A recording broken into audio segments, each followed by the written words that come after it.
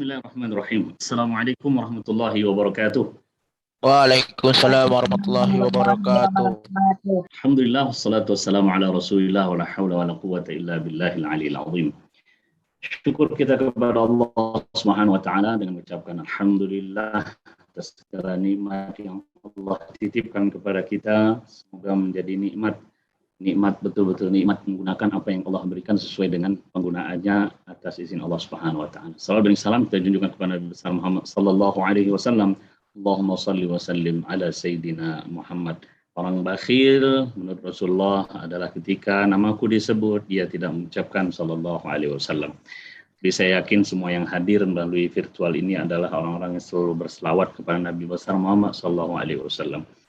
Melanjutkan kajian sirah Nabi besar Muhammad sallallahu alaihi wasallam, kita telah memaparkan kondisi sebelum lahir Nabi besar Muhammad sallallahu alaihi wasallam. Ada kekuatan besar, ada Romawi, ada Persia, dan lain sebagainya.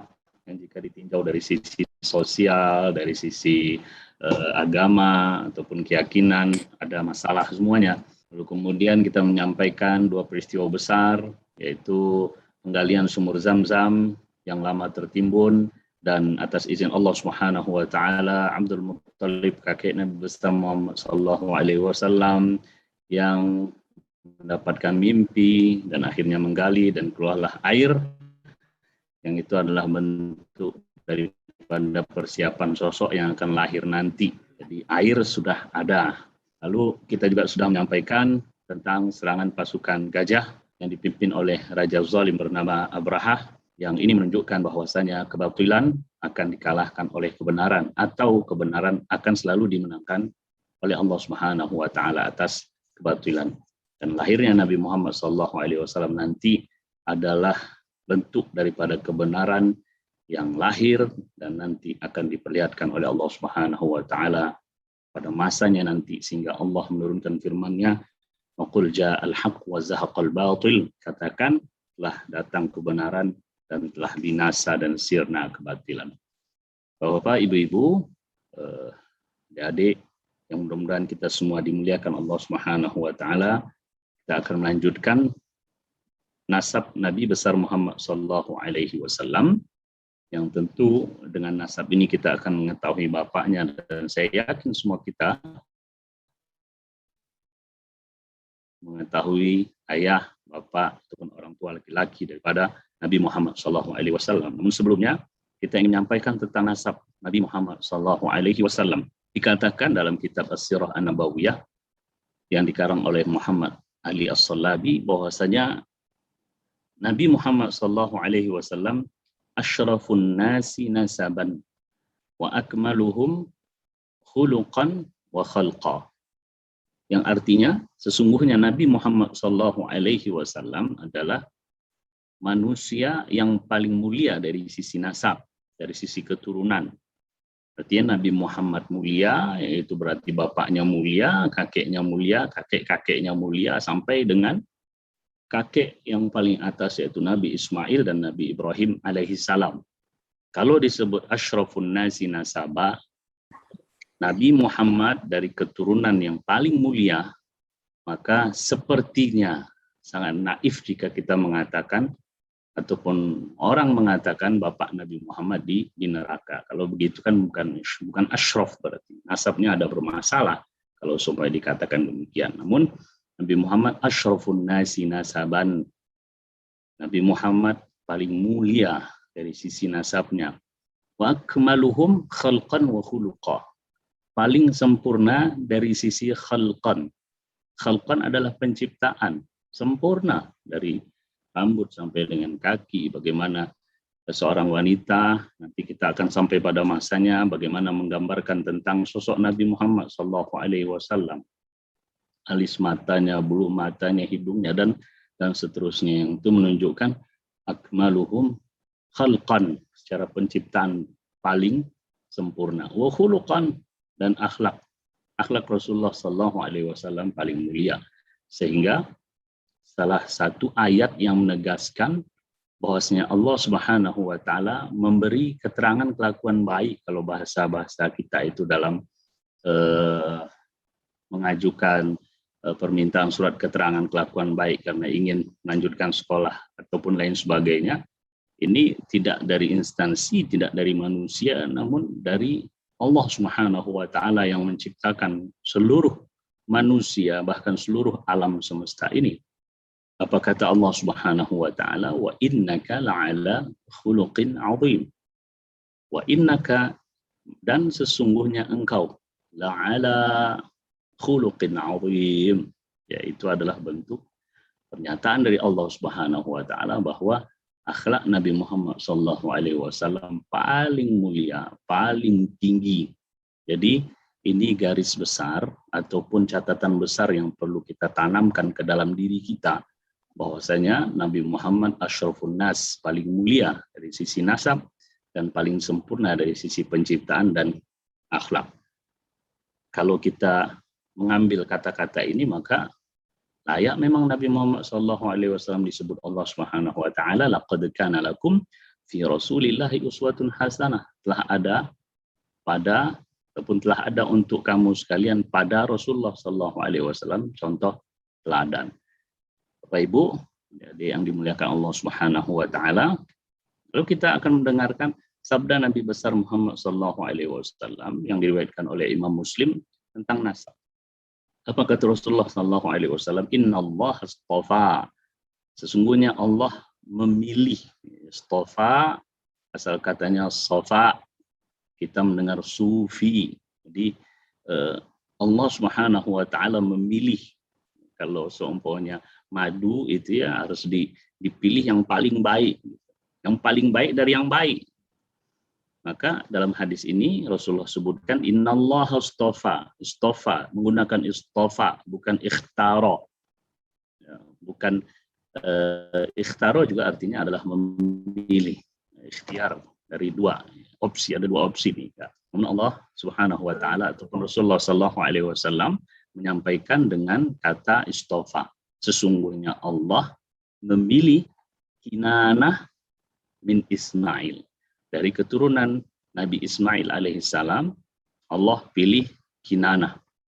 Lalu Rasulullah SAW kemudian menyampaikan wastafa Quraisyan min Kinanah. Memilih dari Kinanah Quraisy, ataupun memilih Quraisy dari keturunan Kinanah. Nanti kita ingin tahu nih Quraisy ini maksudnya siapa gitu ya. Karena disebutkan juga dalam firman Allah Subhanahu wa taala surat Quraisy, li'ilafi Quraisyin. Siapa ini Quraisy ini? Maka dalam hadis ini Allah memilih Quraisy dari keturunan Kinanah. Lalu Quraisy kan banyak. Ya, kabilah Quraisy itu banyak. Maka lanjutannya adalah wastafa Hashiman min Quraisy. Dan Allah Subhanahu wa taala memilih dari kabilah Quraisy ini Hashim. Wastafani min Bani Hashim. Dan memilih saya dari keturunan Hashim. Ya, dari keturunan Hashim saya dipilih oleh Allah Subhanahu wa taala. Bapak Ibu, jadi yang dimuliakan Allah Subhanahu wa taala, tegas di sini bahwasanya Nabi Muhammad SAW asyrafun nasi nasaba, paling mulia dari sisi nasab. Maka perlu kita tahu nama Nabi Muhammad SAW. Kita tahu nama Nabi Muhammad, Muhammad, betul. Namun kita ingin mengetahui nasab sampai kepada Nabi Ismail ya. Sehingga dalam sebuah riwayat yang disampaikan oleh Al-Imam Al-Bukhari, ya, ini luar biasa. Kita sendiri kalau ditanya nama sampai dengan kakek kelima mungkin bingung juga. Mentoknya di kakek ketiga mungkin. Contoh saya Muhammad Sutrisno bin Muhammad Badrun Saidi bin Sastrodi Kromo, udah sampai di situ. Di atasnya nggak tahu. Luar biasa kemuliaan Nabi Muhammad SAW. Allah buat kita mudah untuk mencari kakek-kakek daripada Nabi Muhammad SAW, sehingga diabadikan dengan nama yang mudah-mudahan kita kalau sering membaca dan sering mengulang, insya Allah kita akan mengingatnya. Muhammad ibnu Abdullah ibnu Abdul Muttalib ibnu Hashim ibnu Abdi Manaf ibnu Qusay ibnu Kilab ibnu Murrah Ibnu Ka'ab, Ibnu Lu'ay, Ibnu Ghalib, Ibnu Fihr, Ibnu Malik, Ibnu Nadhr, Ibnu Kinanah. Tadi kita dengarkan sabda Rasulullah SAW, Allah memilih dari Nabi Ismail Kinanah. Kita lanjutkan, sesudah Kinanah ini adalah Huzaimah Mudrikah bin Ilyas. Huzaimah bin Mudrikah bin Ilyas bin Mudhar bin Nizar bin Ma'ad bin Adnan. Ada yang menghitung sampai Adnan tadi kakek yang keberapa itu? Ya, kalau dihitung bisa jadi sampai 20 itu ya, sampai pada Adnan. Dari Adnan terus sampai dengan Nabi Ismail alaihissalam. Sebagai catatan bagi kita, apa yang dikatakan oleh Al-Baghawi dalam Syarh As-Sunnah setelah menyebutkan nasab Adnan, ya, seperti yang saya sebutkan tadi, Muhammad dan seterusnya sampai kepada Adnan, maka Al-Imam Al-Baghawi mengatakan wala yasihhu hifdhu an-nasab fawqa Adnan. Maka tidak benar, ya, la yasih menghafalkan nama kakek Nabi Muhammad SAW di atas Adnan. Yaitu menunjukkan bahwasanya para ulama sepakat nasab Nabi Muhammad SAW jika kita baca tadi ataupun jika kita dengar tadi sampai dengan Adnan. Adnan sampai dengan Nabi Ismail alaihissalam ikhtalafa al-ulama. Berbeda pendapat antara ulama. Sementara sampai dengan Adnan tadi itu sepakat para ulama. Sehingga Ibnu Qayyim juga mengatakan ba'da dzikri an-nasab ila Adnan, setelah menyebut nasab Nabi Muhammad sampai dengan Adnan, ya Adnan, mungkin ada juga nama adik-adik yang Adnan, ataupun kalau nggak ada nama mungkin nanti disebut anak selanjutnya Adnan. Sampai di sini ma'lum musihah, kebenarannya diketahui. Muttafaq alaihi bainan nasabin, ya, disepakati oleh orang-orang yang mengetahui tentang nasab. Dan tidak ada perbedaan sama sekali sampai dengan Adnan tersebut. Sementara kata Imam Ibnul Qayyim, ma fawqa Adnan mukhtalaf fi. Di atas Adnan ini mukhtalaf, terjadi perbedaan pendapat. Sementara pada Adnan sebagai anak Nabi Ismail alaihissalam ataupun keturunan daripada Nabi Ismail alaihissalam itu adalah sesuatu yang sangat disepakati. Sehingga Urwah bin Zubair berkata bahwa saja ma wajadna man ya'rif wara Adnan wala qahtan illa takharrusa. Artinya di atas Adnan itu udah ya terjadi perbedaan pendapat yang tentunya tidak jelas lagi dan disepakati sampai dengan Adnan gitu ya. Kita ngambil yang sepakat ya aja lah. Soalnya yang disepakati ini aja kita belum hafal gitu kan, apalagi yang tidak disepakati sampai dengan Nabi Ismail alaihi assalam. Ya, Bapak Ibu, adik-adik yang dimuliakan Allah Subhanahu wa taala, begitu tegas, begitu jelas nasab Nabi kita Muhammad sallallahu alaihi wasallam yang jika kita bandingkan kepada diri kita sendiri yang kita hidup bersama ibu kita, bahkan bersama kakek kita pun terkadang tidak sampai hafal dan bahkan tidak tahu nasab sampai kakek yang ke-5, ke-6, apalagi sampai kakek yang ke-20. Bismillahirrahmanirrahim. Itu menunjukkan betapa mulianya Nabi Muhammad SAW yang layak kita ikuti. Bapak Ibu, adik-adik yang dimuliakan Allah Subhanahu wa taala, Abdullah adalah ayah bapak daripada Nabi Muhammad SAW. Dia adalah merupakan salah satu dari 2 yang akan disembelih. Begitu ya. Maka Rasulullah pernah berkata, ana ibnu al-Dhabihaini. Saya adalah anak dari 2 sosok yang akan disembelih. Ya, tentu yang pertama Nabi Ismail alaihissalam. Kita ketahui itu semua ceritanya. Dan yang kedua adalah bapaknya sendiri. Ketika Abdullah ya, ibnu Abdul Muttalib dilahirkan, tentu ini harapan daripada bapaknya Abdul Muttalib. Abdul Muttalib mengharapkan anaknya banyak laki-laki. Kenapa? Karena dari sebelumnya Hashim adalah sosok yang diberi Allah Subhanahu wa taala kelebihan kepada Quraisy. Apa kelebihannya? Yang pertama, hijabah. Hijabah itu adalah yang memegang kunci. Yang kedua, siqayah. Siqayah itu yang memberi minuman, yang beri makanan. Kalau asal kata Kalau siqayah yaitu memberi minuman, namun tidak minuman saja, namun juga makanan. Sehingga kakek Nabi Muhammad namanya Hashim. Hashim itu artinya dalam bahasa Indonesia, ya, terjemahan dari arti bahasa Arab adalah seseorang yang meremukkan roti yang kering, kemudian dicampur dengan air ataupun air susu, lalu kemudian dibagi-bagikan kepada jamaah haji yang datang, yang tawaf di Ka'bah. Sehingga namanya pun ini gelar, namanya adalah Amru, ya, diberi gelar dengan Hashim. Nah, karena kelebihan yang diberikan Allah Subhanahu wa taala di antaranya adalah siqayah, maka Abdul Muttalib, anak daripada Hashim, minta kepada Allah Subhanahu wa taala anak yang banyak, anak laki-laki banyak. Ya Allah, jika aku punya anak laki-laki banyak, ya, sampai dengan 10 ya, karena Abdullah adalah anak yang laki yang ke-10, maka Abdul Muttalib mengatakan, bernazarlah istilahnya, saya akan kurbankan salah satu dari mereka. Nah, belum ditunjuk siapa di antara 10 itu nanti yang akan dikurbankan. Ya, kalau bapak-bapak ingin dikurbankan sama kakeknya mungkin takut juga kan. Maka itu nazar. Allah berkehendak, kemudian Allah berikan kepada Abdul Muttalib anak-anak laki-lakinya sampai dengan 10 orang. Ada Haris, ada Hamzah, ada Abdul Uzza yang kita kenal dengan Abu Lahab, ya.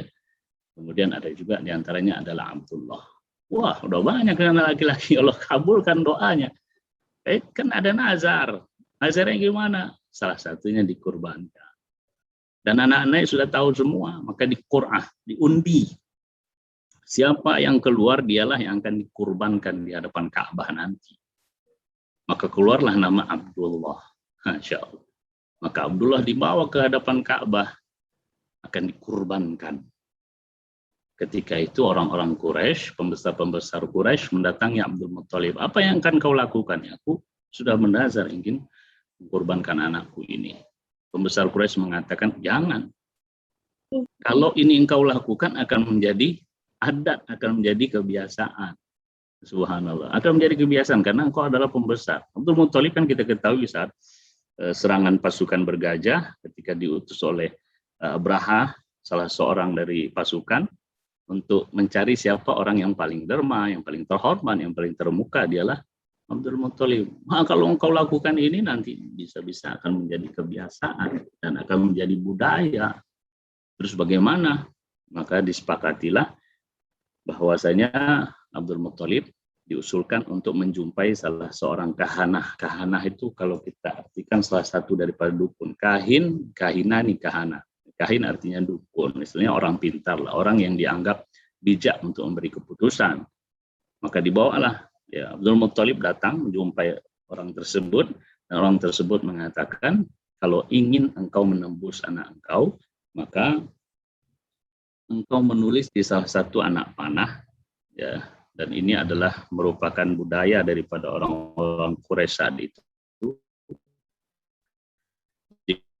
Jika bepergian, mereka itu kadang membuat anak panah, gitu ya. Pergi, kita akan pergi, enggak pergi. Karena ganjil kan, pergi, enggak pergi. Kalau sebenarnya enggak mau pergi, enggak pergi dulu yang pertama. Jadi budaya yang disebut dengan azlam. Di anak panah tersebut, kata kahanah, engkau tulis salah satunya Abdullah, salah satunya adalah Jamal ataupun onta. Ya, nama Jamal, hati-hati kalau memanggil. Kalau Jamal pendek itu artinya onta. Kalau Jamal itu baru keindahan. Maka ditulislah, dan itu dilakukan oleh Abdul Muttalib. Allah berkehendak pada tarikan yang pertama anak panahnya keluar Abdullah. Nanti kalau keluar Abdullah, kata kahanah tadi, engkau harus mengkurbankan ataupun berkorban dengan 10 ekor onta, bukan 10 ekor ayam. 10 ekor ayam ringan itu. Ya, subhanallah, Abdul Muttalib kaya. Kalau keluar nanti Abdullah, sebagai tebusannya adalah 10 ekor onta. Hari yang kedua keluar juga Abdullah 20. Hari yang ketiga keluar juga Abdullah. Dia mengharap yang keluar tulisannya itu adalah Jamal, onta. Kalau udah onta kan selesai. Tarik yang keempat, enggak juga, masih Abdullah. Sampai tarikan yang ke-10, masih juga Abdullah.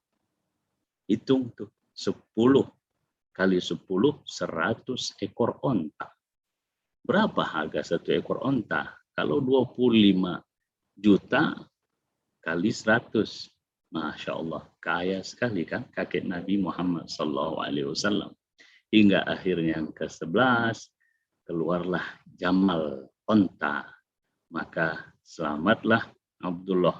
Namun setelah berkorban 100 ekor onta, itu dikorban, disembelih, kemudian dibagi-bagikan dagingnya. Makanya Nabi Muhammad mengatakan, saya adalah anak daripada dua sosok yang akan disembelih. Yang pertama Nabi Ismail, dan yang kedua adalah bapaknya sendiri Abdullah.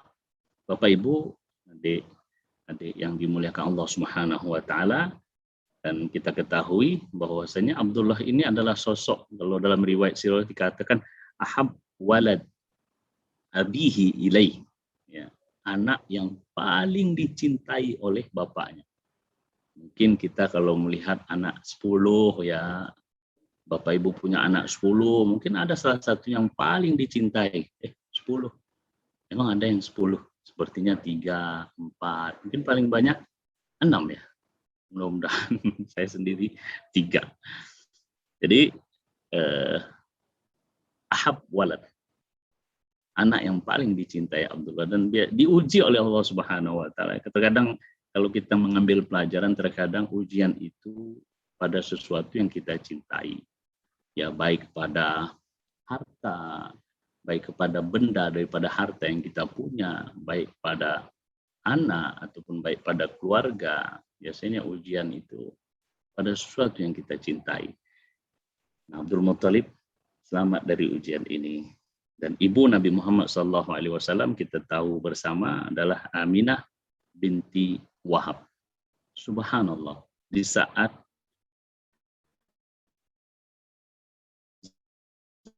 zaman Quraisy, zaman jahiliyah, di sisi nama Nabi Muhammad adalah Abdullah, hamba Allah Subhanahu wa taala. Sementara kan ada yang namanya Abdul Uzza, Abu Lahab itu kan Abdul Uzza. Uzza adalah salah satu patung yang disembah oleh orang-orang Quraisy saat itu.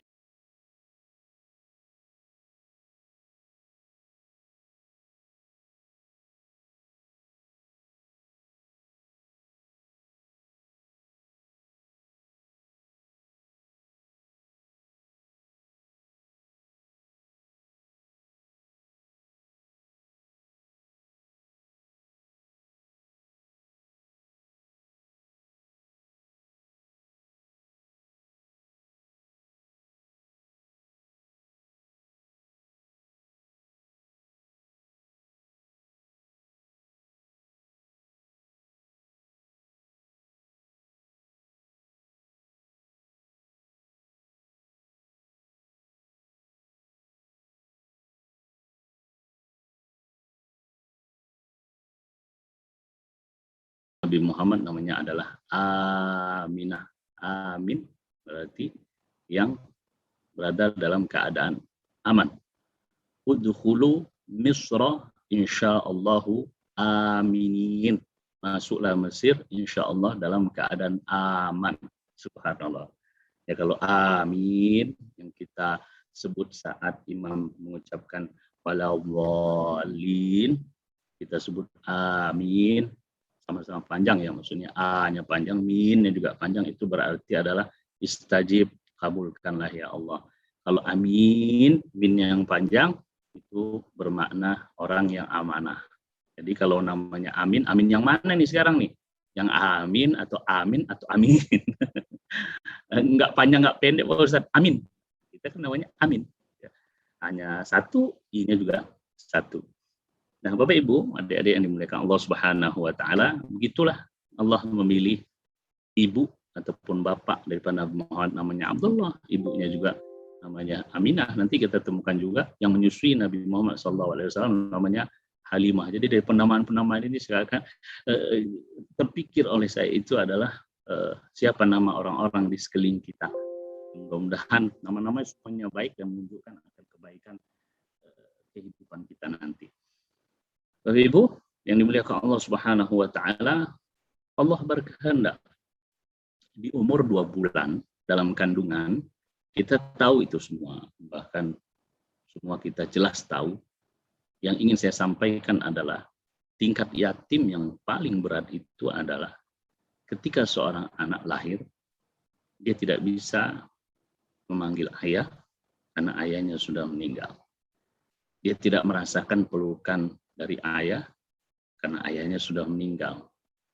Dia memanggil untuk dipeluk juga tak ada. Maka dikatakan bahwasanya tingkat yatim yang paling berat itu adalah ketika seorang anak lahir, dia tidak menjumpai ayahnya, dan itu dialami oleh Nabi kita Muhammad Shallallahu Alaihi Wasallam.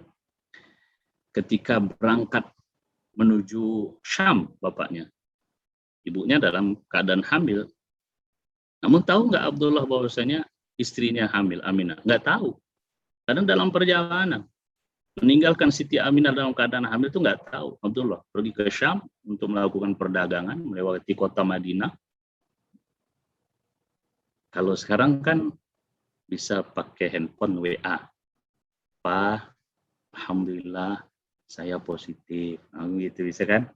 Ya kan? Nah, dikirim gambarnya yang ada garis 2 merah. Kalau dulu mau ngasih tahu gimana? Ya.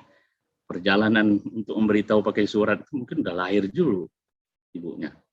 Nah, ini satu tingkat yatim yang sangat luar biasa yang dihadapi oleh Nabi kita Muhammad Sallallahu Alaihi Wasallam. Perlu kita ketahui bahwasanya Bapak Nabi Muhammad dikuburkan di Madinah di tempat kampung Akhwal. Akhwal itu kalau kita artikan adalah paman dari pihak ibu. Kalau a'mam itu paman dari pihak bapak. Jadi dufina abuhu bil Madinah. Dia meninggal saat perjalanan pulang dari Syam melewati Madinah dan meninggal di Madinah dan dikuburkan di daerah daripada paman dari pihak ibunya, dari Bani, namanya Bani Abdi An-Najjar. Jadi kalau kita lihat berarti subhanallah dari pihak ibu, ya, dari pihak ibu itu saudara-saudara paman-pamannya ada di Madinah. Ada seakan-akan ya tempat itu nanti yang akan menjadikan negara di mana Rasulullah Shallallahu Alaihi Wasallam mendirikan negara Islam dari kabilah Bani Najjar. Rasulullah Shallallahu Alaihi Wasallam pernah menyampaikan tentang keberadaan, ya, sebelum lahir Nabi Shallallahu Alaihi Wasallam, Rasulullah pernah menyampaikan dalam sebuah hadis. Maksudnya kondisi tentang akan datangnya Nabi besar Muhammad Shallallahu Alaihi Wasallam itu Rasulullah pernah sampaikan dengan para sahabat dalam sebuah hadis yang diriwayatkan oleh Ahmad. Rasulullah Shallallahu Alaihi Wasallam bersabda begini. Qala Rasulullah Shallallahu Alaihi Wasallam, ya, karena sebelumnya makana awwalu bad'i amrika ya Rasulullah. Sahabat bertanya, bagaimana awal mula keberadaan engkau ya Rasulullah? Bagaimana awal keberadaan engkau? Maka Rasulullah jawab, ini yang sangat luar biasa sebagai penutup. Dan ya, saya bacakan aja hadisnya, lalu kita insya Allah stop. Nanti keterangannya bisa kita lanjutkan pada pertemuan selanjutnya. Da'watu Abi Ibrahim. Saya atas doa bapak saya. Coba kita dengarkan hadis ini. Saya da'watu Abi Ibrahim. Jadi kata Abi, bapakku itu tidak mutlak kepada bapak kandung saja. Paman juga nanti Abu Thalib itu juga disebut dengan Abi. Dan saya atas doa bapak saya Ibrahim, Bushra akhi Isa, berita gembira dari saudara saya Isa, waraat ummi, dan mimpi ibu saya, annahu yakhruju minha nurun, keluar saat beliau melahirkan saya cahaya yang menerangi istana Syam. Saya kira itu hadis yang saya baca pada malam hari ini. Untuk keterangannya, insya Allah pada pekan depan dua pekan lagi ya, pekan ketiga, atas izin Allah Subhanahu wa Ta'ala. Terima kasih atas segala perhatian. Mohon maaf jika ada kurang dan kesalahan. Jangan lupa boleh ikut channel YouTube saya jika berkenan, Ustadz Sutrisno Badroen. Nah, Badroen ya, enggak Badrun. Mohon di like, mohon di share, mohon di subscribe. Terima kasih atas perhatian. Mohon maaf jika ada kurang kesalahan. Hanya kepada Allah kita minta ampunan. Assalamualaikum warahmatullahi wabarakatuh.